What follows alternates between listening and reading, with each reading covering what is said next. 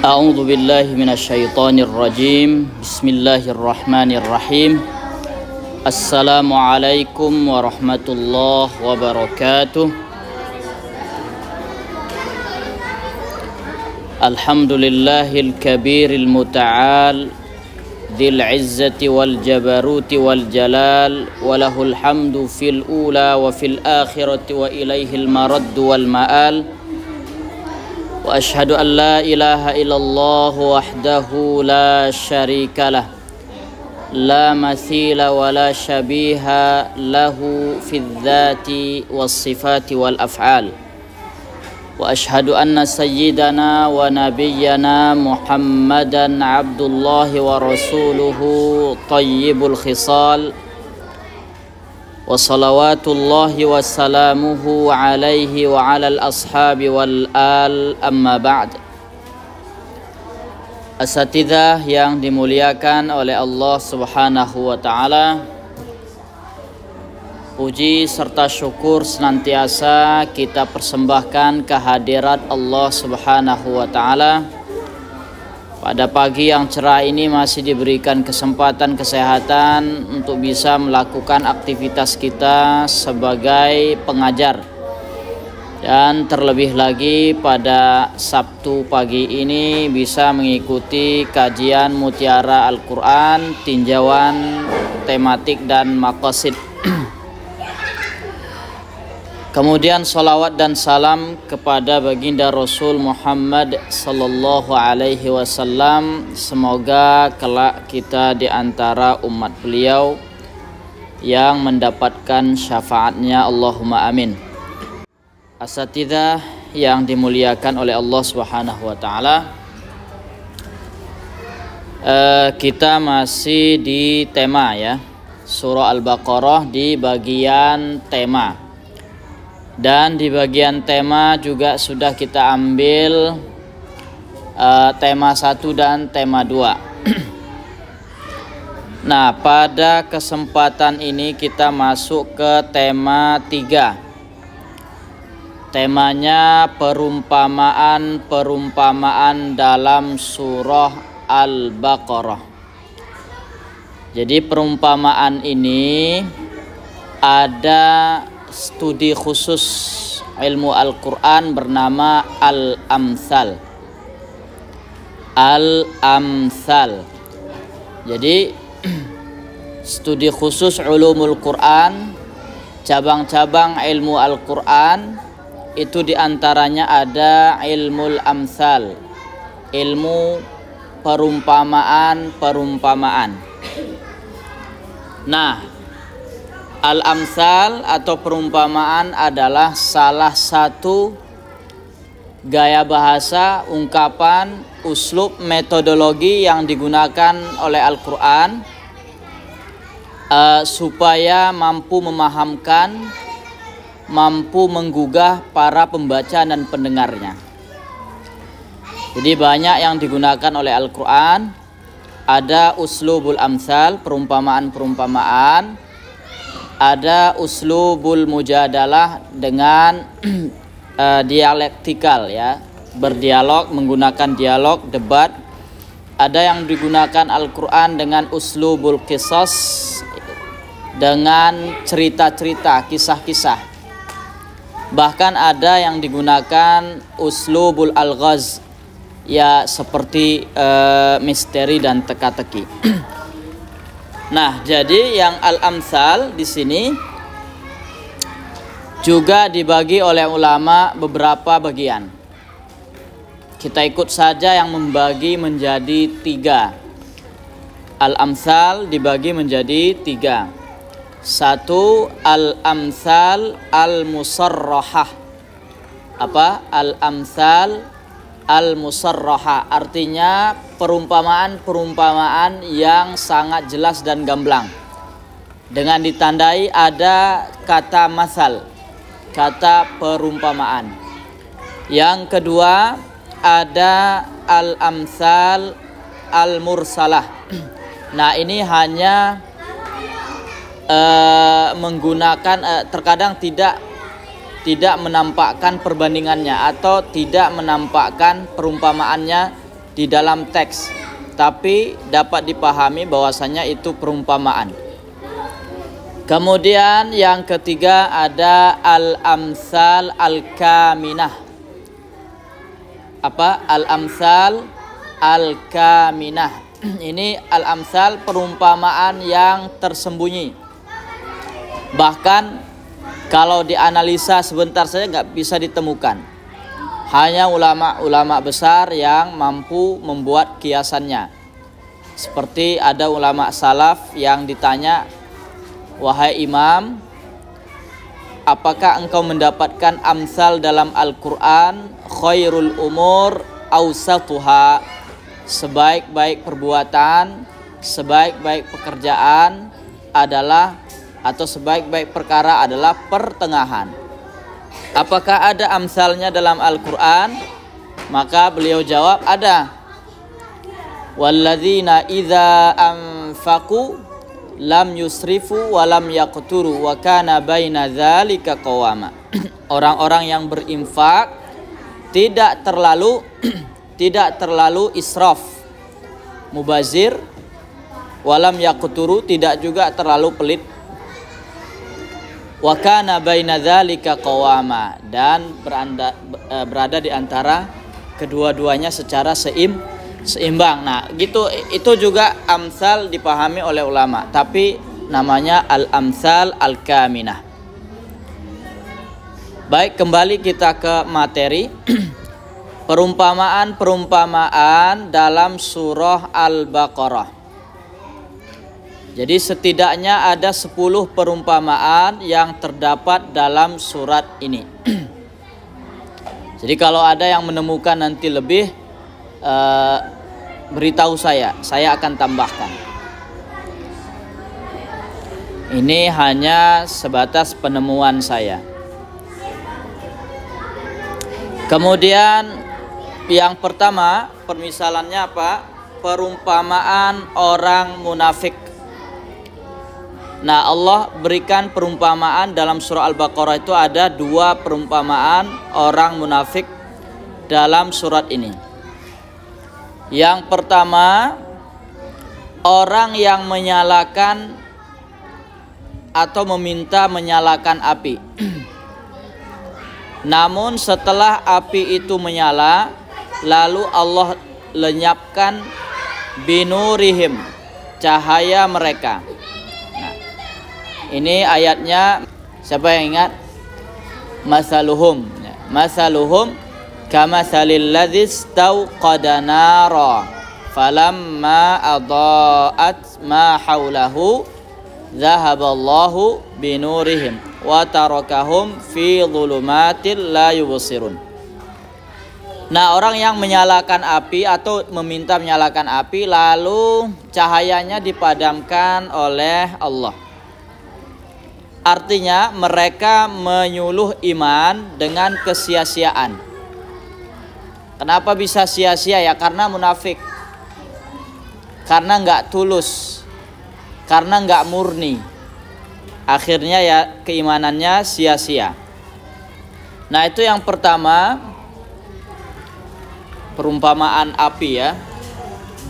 Yang kedua, seperti hujan lebat, au kasayyibim minas samai, seperti hujan lebat yang turun dari langit dalam kegelapan fihi dhulumat ya. Dalam kegelapan yang disertai petir dan kilat. Ingat ya, ada kata petir, ada kata kilat. Jadi ada hujan lebat, kegelapan malam, ada petir, ada kilat. Orang yang sedang berada dalam kegelapan, ini ibaratnya orang munafik tadi nih. Dia berada dalam kegelapan, hujannya lebat, ada petir, ada kilat. Pasti membutuhkan cahaya. Benar gak? Orang yang berada dalam kegelapan butuh cahaya. Kita saja kalau mati lampu di rumah tuh pasti nyari lilin. pelita atau nyari senter. Pokoknya yang sesuatu yang berjenis atau menghasilkan cahaya itu yang kita cari. Nah, sedangkan orang munafik ini satu-satunya cahaya yang ada adalah cahaya kilat. Hujannya lebat, gelap gulita. Kemudian kilat datang menyambar. Nah, kilat hanya sesekali saja menyambar. Apakah kilat tuh begitu terang terus selamanya? Enggak lah, sekali aja cuman. Namanya juga kilat. Jadi cuma sekilas. Tidak setiap saat. Artinya orang munafik selalu berada dalam keraguan-raguan, dihantui dengan ketakutan. Makanya ketika dia antara butuh cahaya, tapi ketika ada petir takut dia disambar petir. Begitu juga sifat mereka ketika bertemu orang-orang beriman, rasa-rasanya kayaknya ini yang benar ini. Tapi kalau kembali lagi ke komplotannya, yang kemarin itu nggak ada apa-apanya, ini yang paling pas. Ragu-ragu, akhirnya dihantui dengan ketakutan. Itu ayatnya au kasayyibim minas samai fi dhulumat, ya, fihi dhulumatu, ayat 17 sampai 18. Coba kita bacakan dulu ayatnya. Au kasayyibim minas samai fihi dhulumatu wa ra'du wa barq yaj'aluna asabi'ahum fi adhanihim minas sawa'iqi hadharal maut, ya, karena takut mati. Oke, berikutnya ada perumpamaan seekor nyamuk. Ada perumpamaan seekor nyamuk. Nah, ini juga alasannya kenapa ada perumpamaan seekor nyamuk. Ini karena orang-orang munafik tadi, orang-orang munafik itu keberatan kalau ada perumpamaan ketika Allah berikan perumpamaan ke mereka tadi kan ada seperti yang pertama seperti orang menyalakan api, kemudian seperti hujan lebat. Nah, dengan diberikan perumpamaan di situ, karena mereka nggak paham, kemudian juga nggak tertarik, mereka meremehkan. Lah, apa-apaan ini? Masa Tuhan memberikan perumpamaan begini. Nah, langsung Allah balas dengan ayat berikutnya yang membuat perumpamaan seekor nyamuk. Makanya ayatnya itu awalnya innallaha la yastahyi. Allah tidak segan, ya. Allah tidak segan untuk membuat perumpamaan bahkan seekor nyamuk sekalipun, atau bahkan lebih rendah atau lebih kecil dari seekor nyamuk. Lalu Allah tegaskan bahwa ia tidak segan membuat perumpamaan seekor nyamuk, bahkan lebih rendah darinya. Nah, walaupun dibuat perumpamaan, baik perumpamaan yang besar, yang kecil, yang remeh-temeh, tetap saja kalau orang yang beriman akan tetap memahami dan mengambil pelajaran. Orang yang tidak beriman akan terus senantiasa tidak mempedulikan perumpamaan itu. Bahkan terkadang perumpamaan itu diperuntukkan untuk mereka nggak merasa. Jadi apa gunanya perumpamaan yang besar, yang kecil, tetap juga mereka tidak beriman. Sedangkan yang ingkar akan terus dalam kebingungan dengan maksud perumpamaan tersebut, sebagaimana dalam ayat 26 yang kita bacakan tadi. Nah, ini kan ada indeks ayatnya disebutkan. Nanti tolong dilihat supaya menambah pemahaman terhadap ayatnya. Kemudian perumpamaan yang C, yang ketiga, kerasnya hati Bani Israel seperti batu, bahkan lebih keras. Setelah tuduh-menuduh peristiwa pembunuhan terhadap saudara pemilik harta, ingin diwarisi hartanya, lalu mempertanyakan hal rinci. Jadi ceritanya ada orang kaya. Nah, orang kaya ini dia sudah tua lah, sudah tua, nggak punya ahli waris. Kemudian ada anak-anak saudaranya. Anak-anak saudaranya ini melirik hartanya, doakannya Pak D-nya ini supaya cepat meninggal, diharapkan supaya cepat meninggal supaya hartanya diwarisi. Nah, tapi enggak juga meninggal. Akhirnya ada inisiatif dari salah seorang anak saudaranya ini, diam-diam membunuh Pak D-nya. Setelah dibunuh, mereka sebagiannya panik. Kenapa bisa Pak D kami meninggal? Yang membunuh tadi pun sok panik juga. Oh, nggak tahu juga ya siapa ya. Akhirnya mereka melapor ke Nabi Musa. Wahai Nabi Musa, coba mintakan kepada Tuhanmu,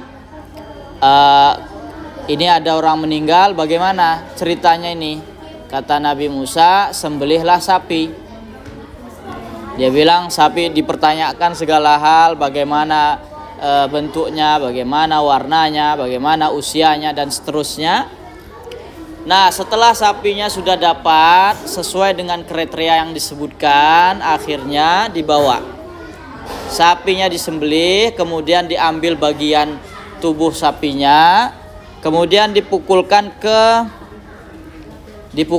ke badan yang meninggal. Setelah dipukul, lalu yang meninggal bangun. Yang meninggal bangun, lalu ditanya, wahai yang meninggal, siapa yang membunuhmu? Tunjuknya fulan. Sudah pun seperti itu, udah nyata-nyata seperti itu, bangun lagi. Yang bunuh tadi nggak ngaku juga. Makanya ayat setelahnya itu summa qasat qulub, hati mereka sangat keras. Kal fahiya kal hijarati au asyad qaswah, seperti batu, bahkan lebih keras daripada batu. Nah, sedangkan batu saja dalam ayat ini Allah sebutkan, batu saja masih ada yang memancarkan sungai-sungai. Wa inna minal hijarati lama yatafajjaru minhul anhar, masih memancarkan sungai. Wa inna minha lama yashaqqaqu fayakhruju minhul ma, ada yang terbelah kemudian keluar air.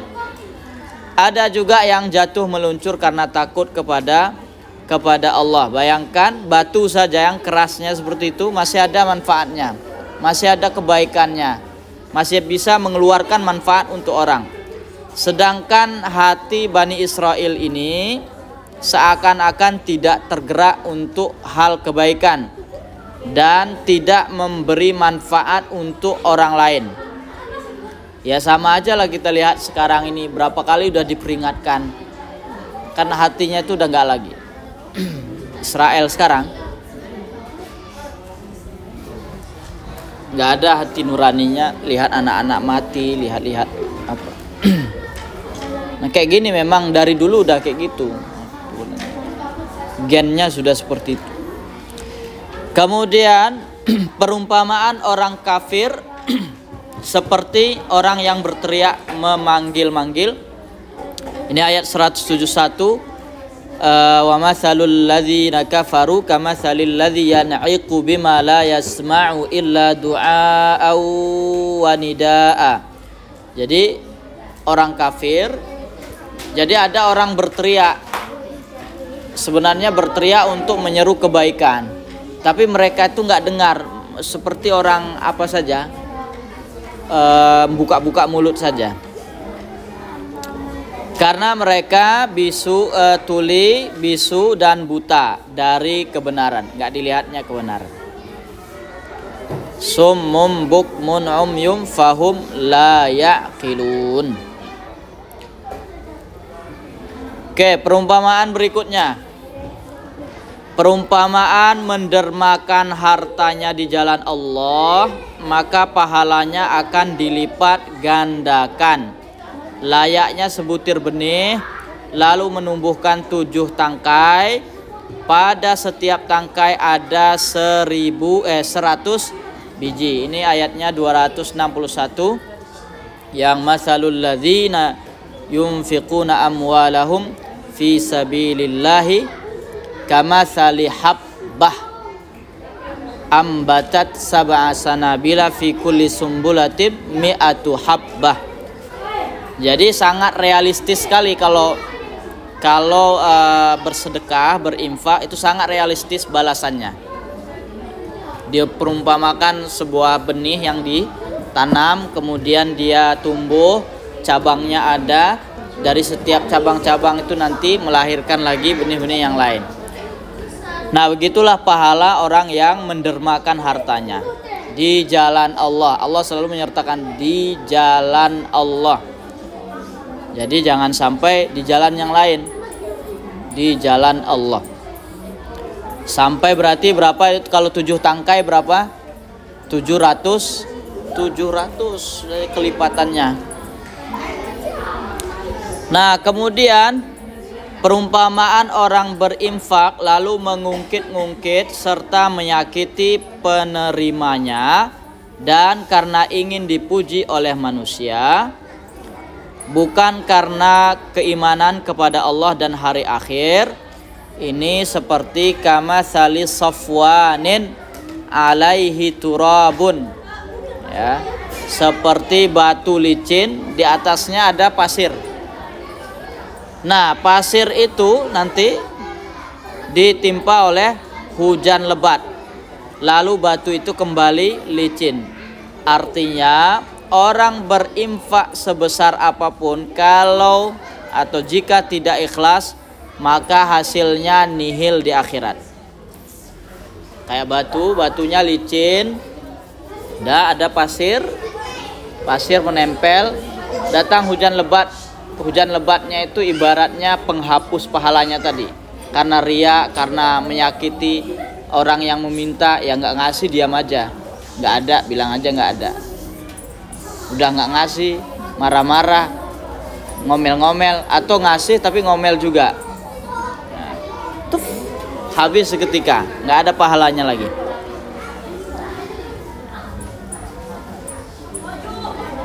Atau jangan juga ngungkit-ngungkit, ya. Juga sama, kalau ngungkit-ngungkit udah setahun, 2 tahun, padahal itu udah sudah tercatat jelas, tersimpan rapi pahalanya itu. Tapi setelah setahun diungkit-ungkit lagi. Mana yang kemarin udah saya berikan setahun yang lalu, masih ingat. Setahun yang lalu apa balasannya? Itu juga mungkin. Udah, kalau kasih sesuatu lupakan. Kita meskipun kita lupa, Allah tidak lupa.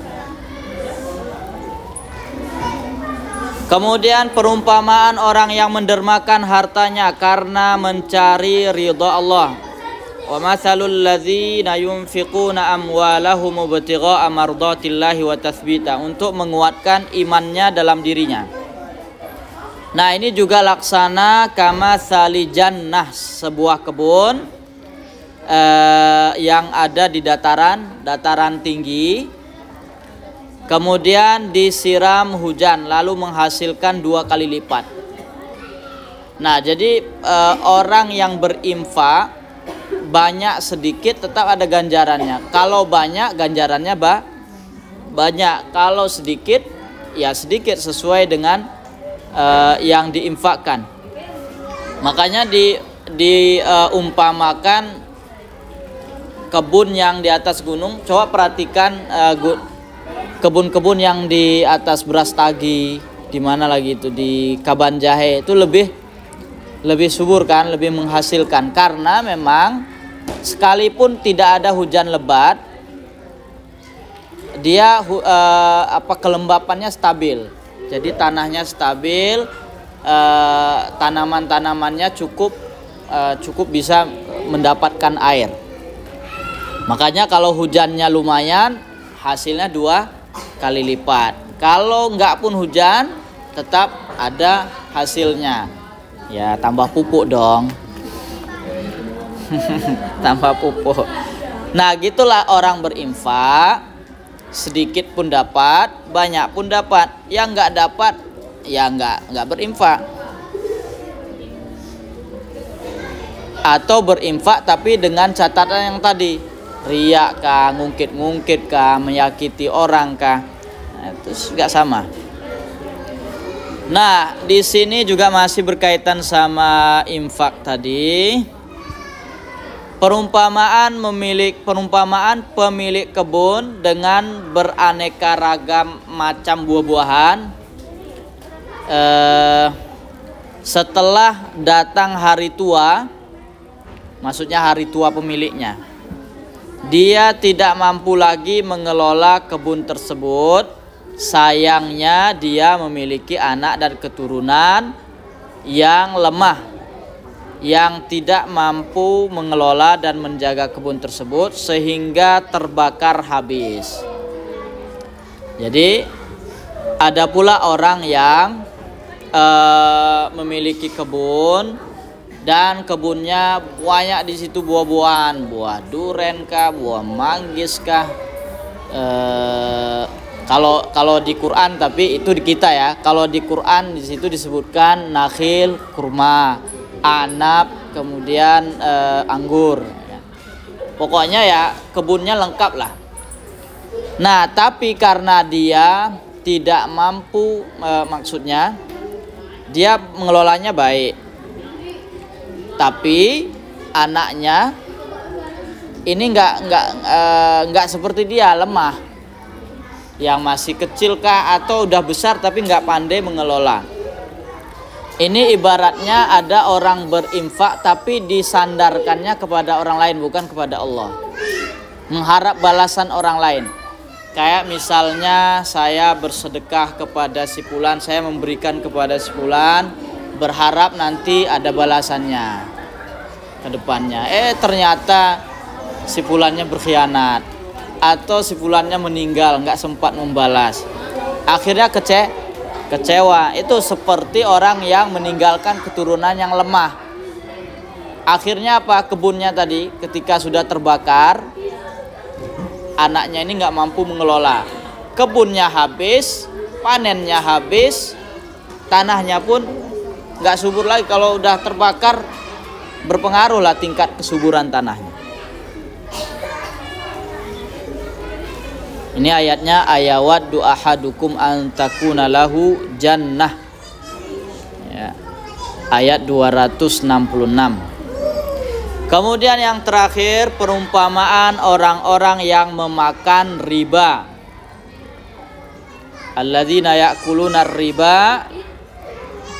Kemudian mereka tidak akan la yakumuna illa kama yakumul ladzi yatakhabbatuhu minasyaitani kama yatakhabbatuhu syaitanu minal mas. Tidak akan dibangkitkan dari alam kubur atau hari kiamat kecuali seperti orang-orang kerasukan setan. Jadi kalau orang-orang yang memakan harta riba di dunia, nanti setelah dibangkitkan dari alam kubur, kan ada orang yang keluar ya biasa saja kan dibangkitkan, ada yang biasa saja, ada yang bagus. Nah ini malah keluarnya itu kayak orang kerasukan, orang zombie yang gila-gila itu ya. Jadi pokoknya ya sempoyongan lah ya, layaknya orang gila. Ini juga diperumpamakan orang yang memakan harta riba, karena mereka mengatakan bahwasanya innamal bai'u mithlur riba, ya jual beli itu sama aja dengan riba, nggak ada bedanya katanya. Biasa memang dari dulu memang sudah dinyatakan oleh Al-Quran, orang yang memakan riba itu susah dinasehati. Dia bilang ya sama aja katanya. Termasuk juga yang apa ya, masalah bank-bank ini, bank konvensional kah, bank syariah kah. Ya biarkan saja, dukung saja jika ada yang ingin berusaha untuk menerapkan syariah. Kenapa harus diejek? Sama aja, justru syariah lebih besar bunganya. Ya lihat dulu dong apanya, transaksinya bagaimana. Asalkan ikhlas pasti akan beruntung. Tapi memang ya tingkat keikhlasan kita masih, manajemennya masih untung-untungan lah besar. Yang penting besar untungnya. Antara margin sama kelebihan apa yang ribanya itu bunga. Kalau orang syariah nggak mau dibilang bunga, dibilangnya margin. Tapi margin lebih besar pula daripada bunga di konvensional. Itu karena apanya masih ya, bisa jadi manajernya belum terlalu pas, manajemennya belum bagus. Oke, itulah perumpamaan yang ada dalam surah Al-Baqarah. Karena perumpamaannya banyak, kita jadikan satu tema.